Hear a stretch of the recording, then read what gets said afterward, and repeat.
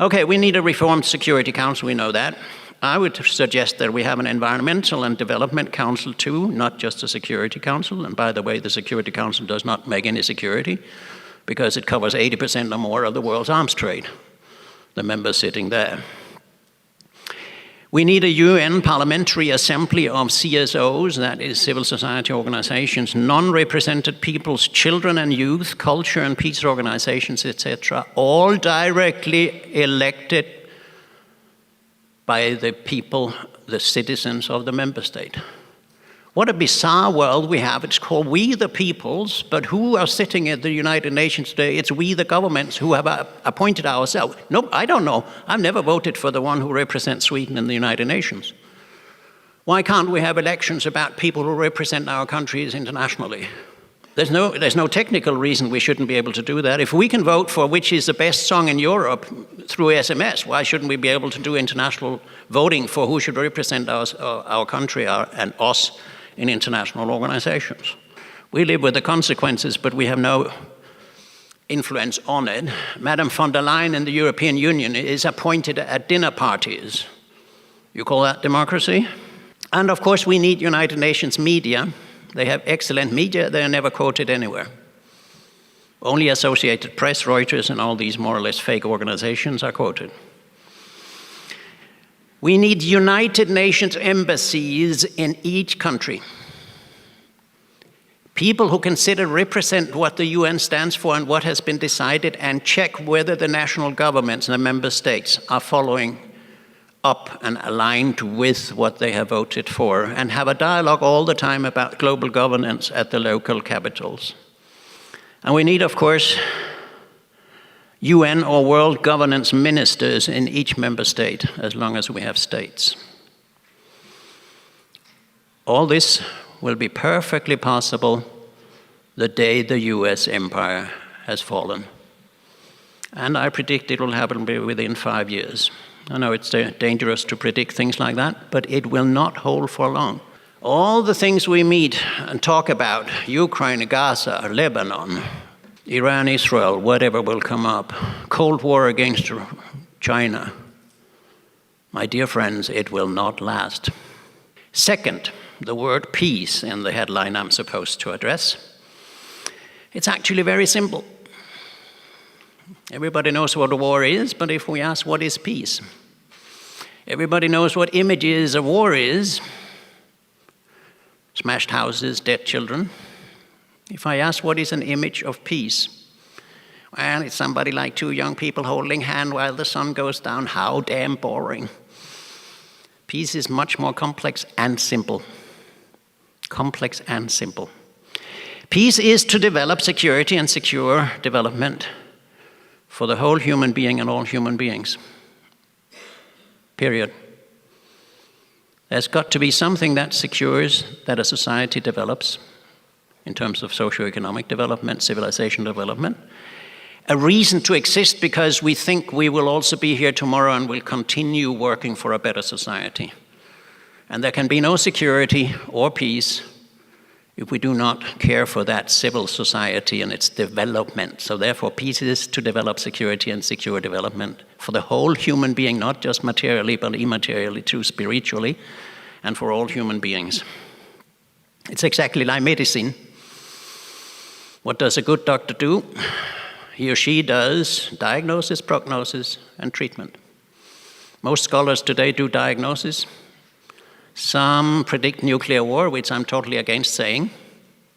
It's very destructive psychologically to say there will be nuclear war. And they have absolutely no idea about treatment and healing.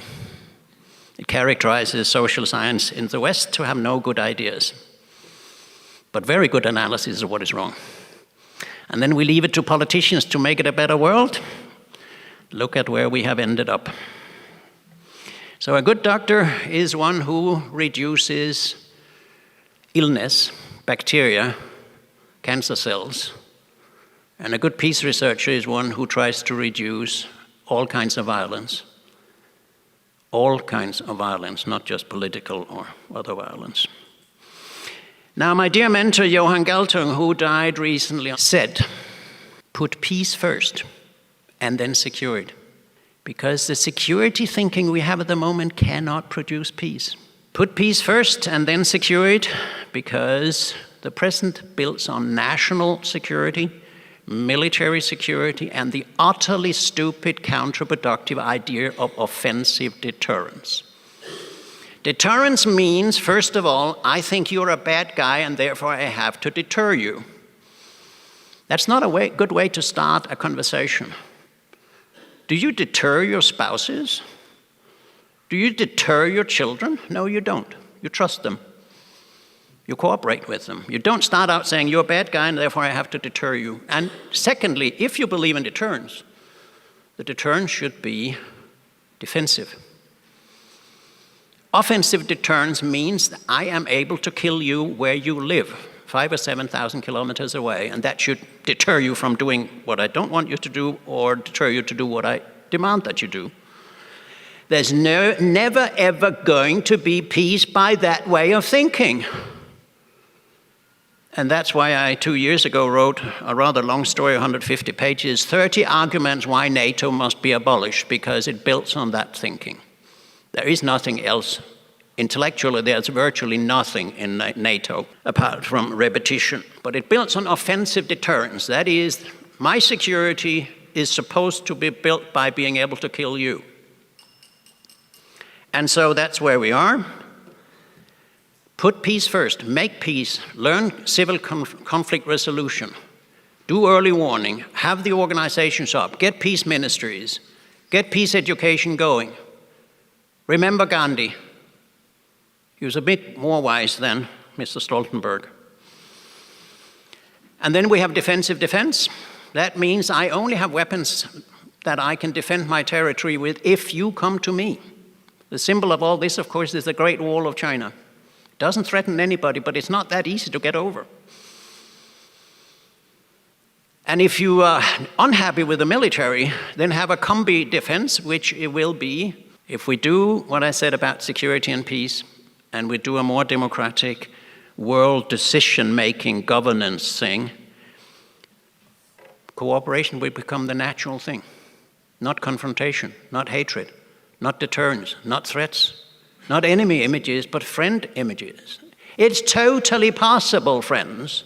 That's how we organize family lives and national lives and organizations with associations of people we have something in common with. And the idea of a common future means cooperation. There is only coexistence or no existence. Militarism is the curse over any other curse of the Western world at the moment. We are militarizing ourselves to death and we don't have to. So think constructively. What are we for? What kind of visions can we have and work together to achieve? Thank you very much. 偷偷告诉大家，我最近发现了新法宝 Royal Face 逆时奇迹系列，它有活肤露、全效精华，还有精华霜。尤其我皮肤比较偏干，所以我非常的注重保湿。保湿做得好，肌肤自然烹饪。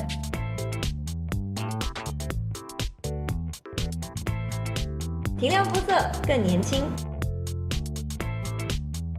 抚平皱纹，超有感，而且气色变好，用心保养，每天都更美一点。